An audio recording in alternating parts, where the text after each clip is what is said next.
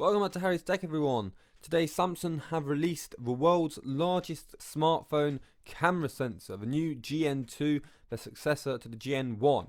It has 1.4 microns when in full resolution, which is 50 megapixels, and can combine it to 2.8 microns in quad pixel binning, and that is absolutely large. That's larger by about 0.4 microns than the P40 Pro image sensor, about 2.44 microns.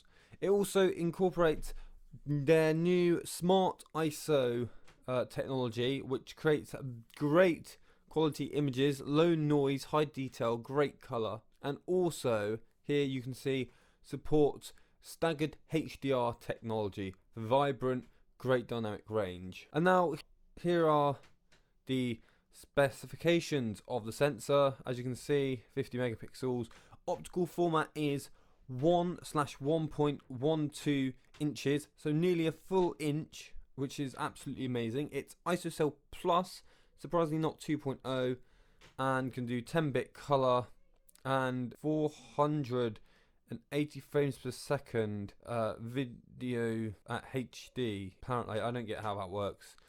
But it's amazing. And now, Ice Universe. Samsung is going to launch their AMD GPU in June and showcase new technologies and specifications, but it will be only the GPU, and we'll have to wait for the processor. And finally, Ice Universe also says that the Mi 11 Ultra by Xiaomi will be using the GN2, which is the new camera sensor we just talked about.